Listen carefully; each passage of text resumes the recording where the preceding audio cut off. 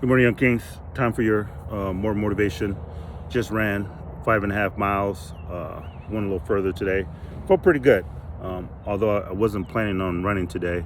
It was one of those days that it was just going to be a rest day for me. But I got up at 5:15 and read my scriptures. And as I started reading, I knew that the Lord wanted to speak to me and give me some more clarity on what I was reading this morning. So the best way I know for me at times to hear is for me to be out and just running and just go. And the reason I wasn't going to run this morning, got to go to the hospital, got a doctor's appointment this morning. Been having some chest pains, so go get it looked at. They got to put a tube, so they got to put me under. And the reason I wasn't going to run is because my appointment is not until 1 for me to have the procedure done. And I'm supposed to fast all day, so I figured if I was running, that'd make me hungry, and I'd be tempted to eat. But after I read the scripture this morning, I just knew that I needed to get out and commune with the Most High, and then get my download for the day. So this may be a little unfiltered, but it is authentic in its nature, as we are going through this battle of the rebirth, starting again. I have a saying that I can't fail. I have successfully found out some things that don't work, so I can begin again more intelligently. But it's not failure, because it comes with life lessons.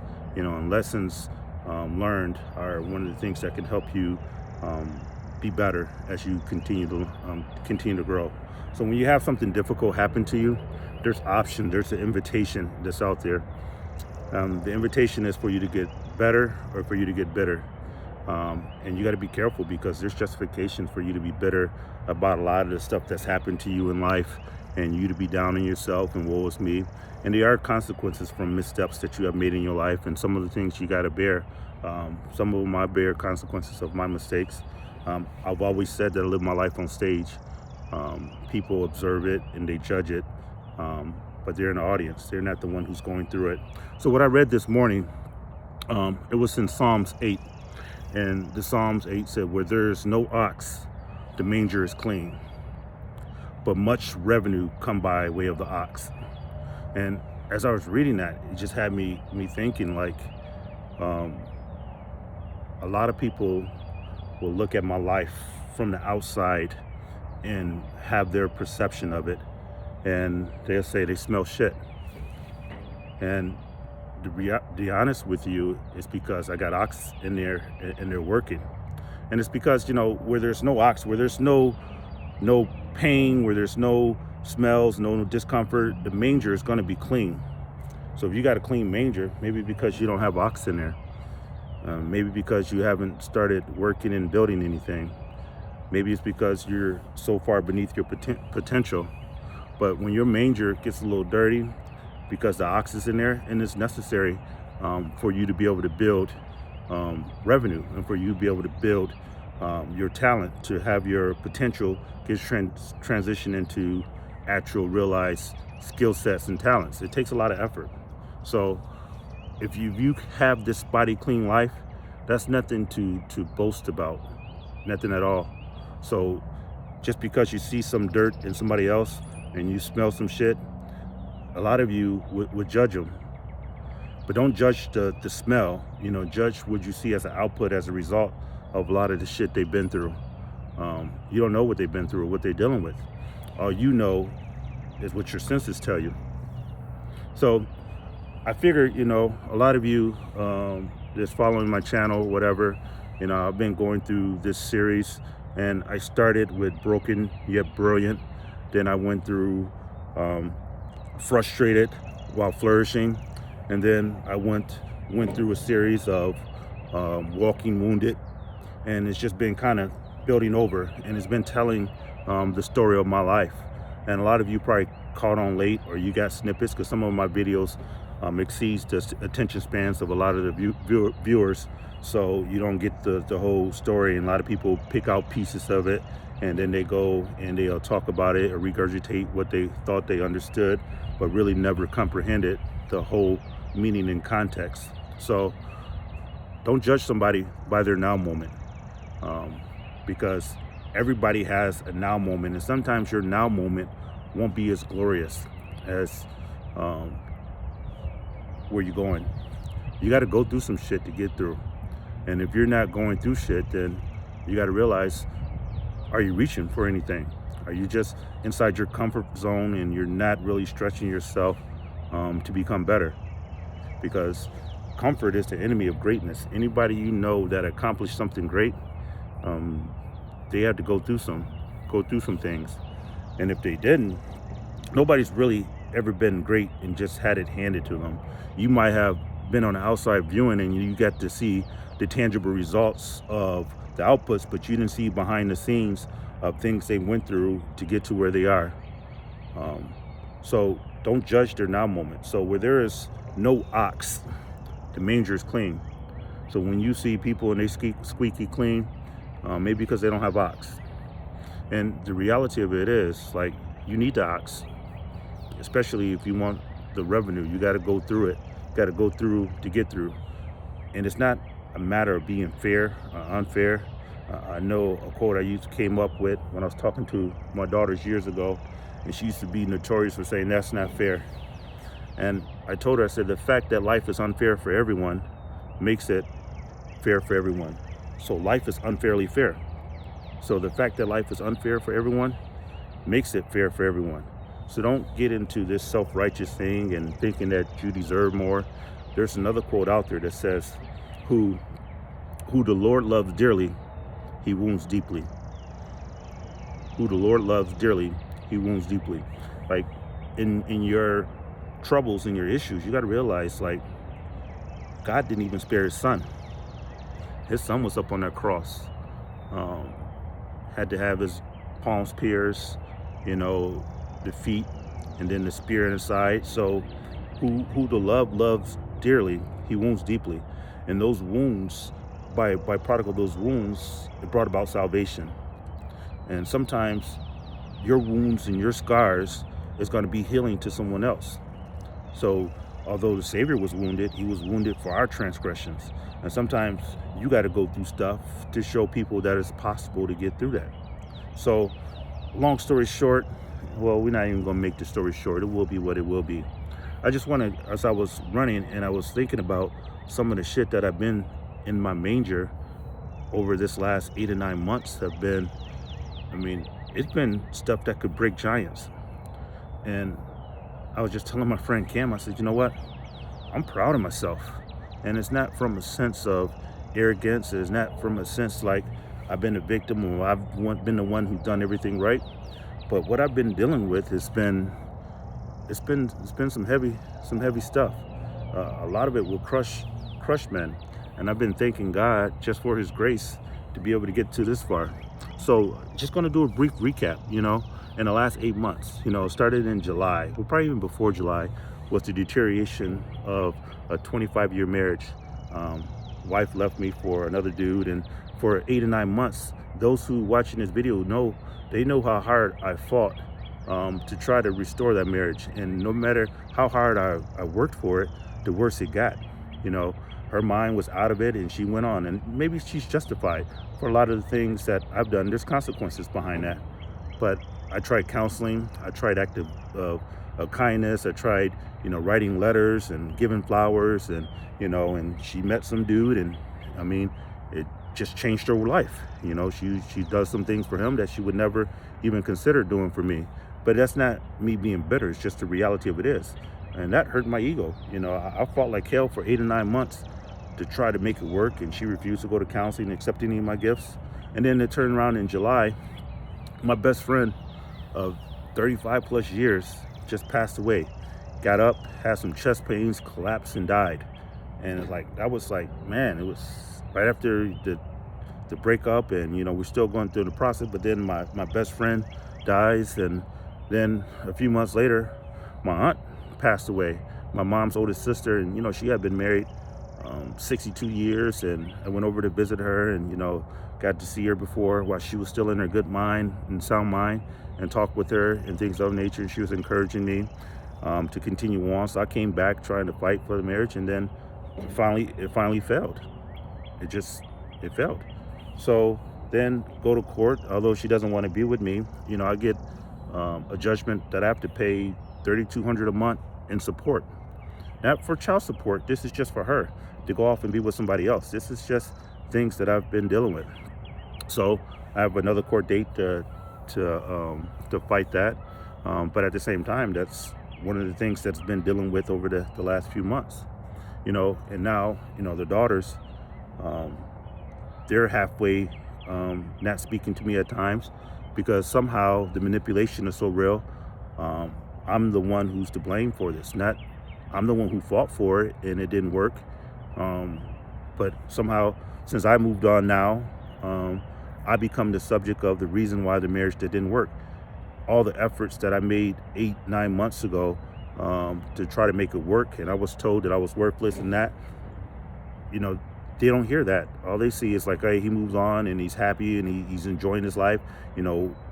Why can he have done this to our family? And that's part of that, divorce caused grief in kids. So it's not an indictment against them. It's just a byproduct of the results of divorce.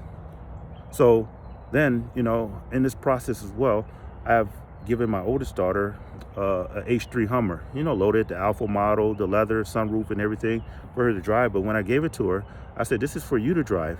I said, and I told her and her boyfriend, I said, I don't want him driving this. He's not on my insurance. And I told him that. I said, I don't want him driving it. This is for you. And she had a child getting back and forth to work. And no longer than a week after I had that conversation with her, she had let him drive. And this joker then wrecked the Hummer running from the police, crashed into a building and everything, then completely totaled the Hummer. Left her without a vehicle and the ability to get back and forth to work, and put me at liability because my name was still on the vehicle. So he crashed into a building and caused over $100,000 worth of damage and stuff. And my insurance, I have insurance, State Farm, shout out to State Farm. But, they came and they paid for the car to be totaled and they paid for the building. They paid like almost $90,000 for the building. So then a few months later, just about 4 weeks ago, you'll see why there are breaks in these videos because I had to have process to be able to process this stuff. I get a letter that the building is suing me for the remaining $30,000. After the insurance pay, and I'm sure my rates are going to go up next year because of byproduct of having this large claim. But then I'm getting told that I'm being sued for another $30,000 by product of me out of my good heart trying to give her the vehicle and have a good time, just trying to be a good father. The same daughter who can't find ability to forgive me. And now I've forgiven her and the young man. He's still a young king, he's growing, but whatever. When it comes to me, the judgment is real. Like, there's still bitterness about the divorce and separation and stuff of that nature. So, but that's just how it is. And then, I'll get notice, and this is, I don't know if it's a good thing or a bad thing, but I have to go before the separation board for the Army. So if I'm not picked up on the separation board, then I have 9 months to find a new job, right? So my career, it stands for itself, and I don't think it's going to be an issue. But that's on top of everything else. To be able to go for the board. The board's going to happen in July. So they can come back in July and say, thank you for your service. And I'm out of a job in 9 months. I got to transition. Now, obviously, I got a decorated career. I have a master's degree. And I think I will be able to make a transition. But still, that's another change. And then yesterday, on my way to work, I got a notification that my check had just been garnished for the support. Now, I had been paying the support on my own. I had just made the payment on the 1st, and I was scheduled to make another payment on my own on the 15th. But lo and behold, they decided to garnish my check for the whole month. So not only did I just make a payment on the 1st, she's going to get the whole payment on the 15th as well. So it's kind of be like an overpayment. But at the same time, it's like, that's a lot of shit to deal with. And I realized, like, my main drain clean. So when you look at my life and I do these videos to be transparent and battle the rebirth, this is not an easy walk, And I know what I went through probably pales in comparison to some things other people are going through, but no one's exempt from this process. You know, you got to go through to get through. But what I realized is like, favor ain't fair. Like, God has given me a peace that surpasses understanding. Like, this stuff, it should have been crushing me, and parts of it did, and parts of it did alter how I respond to things. But I can tell you right now, I'm a better man today than when I started this path of destruction 8 months ago. The things that should have crushed me is building me. And I keep saying the rose that grew from the concrete, you know, don't ask the rose, you know, why, ask the rose how. Like, the conditions that I've been placed in, you know, I got a choice, and I still have that invitation to get better or better. And I'll be honest, there's a part of me that's still learning how to forgive and understand, like, I had to go through those things to get to where I am. So you got to realize, like, this life, this walk is not an easy one. Some people will walk out of your life. Don't chase them, you know. And the reality of it is, it's like, God has blessed me, you know. And the reality of it is, it's like, I am a blessing. So I don't cease to be a blessing. I don't cease to be a blessing. It's just those who walked out cease to benefit from that blessing. They're going to have to find another host to leech off of, but they just cease to benefit from that, you know. And in this process, I just start talking to my sister, you know, because she wanted to use some of my missteps and things as a way of judgment and make jokes about it. And I was at a place in my life where I didn't have time for people who so-called family to be just on the fence about me or about things that I'm going through. And you're going to realize a part of this thing is like, you're going to realize, like, your tribe that you build to really sustain you might not be related to you. When you need people the most, you got to realize sometimes it may not be your family that come through and help you. And you got to be okay with that. You know, I have had Sunday dinners. You know, I've been doing Sunday dinners 3 of the 4 weeks out of the month, because I work 1 week in a month. So the 3 Sundays, I do Sunday dinners and I send out invites. Nobody show up. Nobody show up through this process, you know. And there's a time in there where you feel like, man, am I moving in the right direction? Do I need to be less? Do I need to go back to my adaptive self to be able to fit in to situations? So, because when I was more in an adaptive self, the friends were plentiful. It wasn't until I started to come out of the matrix, you know, and then start this process of rebirth that people started to really walk away. But when they walk away, you're going to realize, like, you're still who you are. So I just recapped a lot of the things that just been going on, but it's not been one-sided. You know, in the same process, you know, I bought a house. There's been blessing. My house is, you know, it's beautiful. You know, bought a boat. Just bought a brand new Jeep truck. And even in that, you know, I was having some problems with my car. I had a Volvo, and I did a repair, and it cost me like $700, just under $800 to repair it. And then the next day I was driving it to work, and my check engine light come on, and I have to take it back to the shop. And they told me it's another $2,800 for some filter or some carburetor thing. And I was like, man, I just paid $700, you know, just about $800 on there. Now you want me to pay another $3,000 to get this fixed? So I decided, you know, no, I'm not going to keep investing money in this car that's older. I'm gonna go get me a new vehicle. So I went and got a vehicle, 2021 Jeep, drove it for 2 days, and it broke down at me at the like second day. I mean, less than, you know, I had 143 miles on it when I bought it, and pulled up to a light, and it just shut off and wouldn't start. So, and that was about a month ago. So after driving the vehicle twice, you know, I had to take it back to them, and they had problems getting it repaired. And I just got the Jeep back probably about a few days ago. So they had the first month of the vehicle, the first month, they had my vehicle and everything. So I mentioned, like, I bought a new Jeep, but it broke down on me. So, but the reality of it is, there's not just one sided of things. There's good things, I was promoted to lieutenant colonel during this same period of time, so there's been blessing that's happened.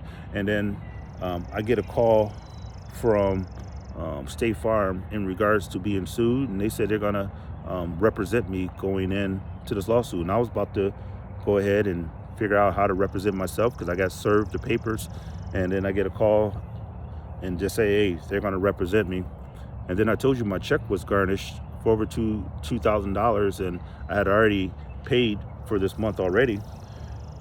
I get a call from the dealer to come up to the dealer, and they're gonna tell me that they got something to compensate me for the inconvenience. And lo and behold, they made my payment, $77. They paid my car payment. So on the month that my check just got garnished, they turn around and make my payment for me.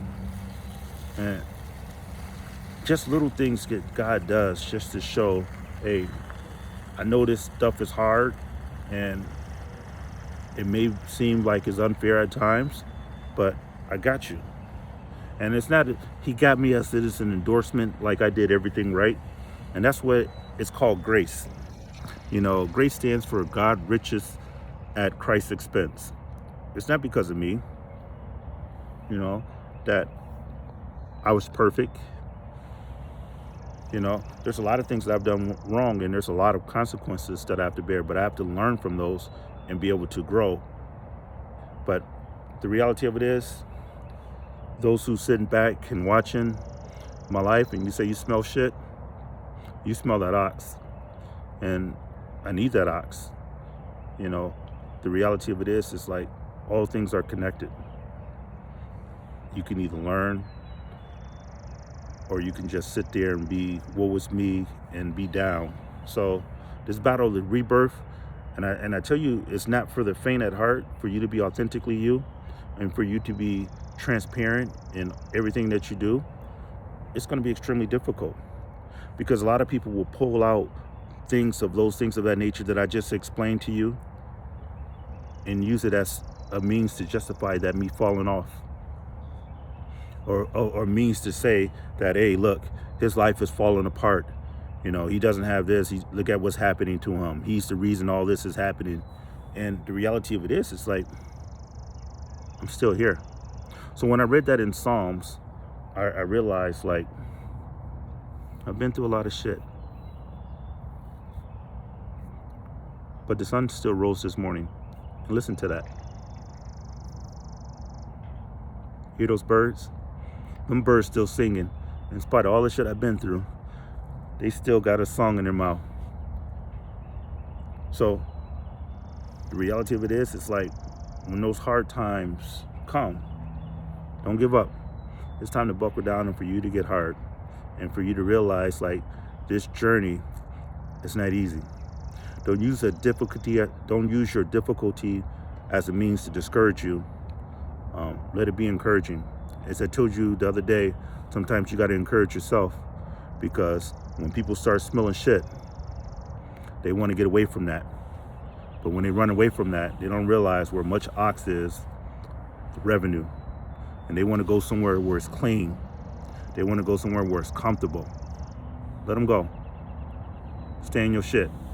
That's real shit. Be well, young kings.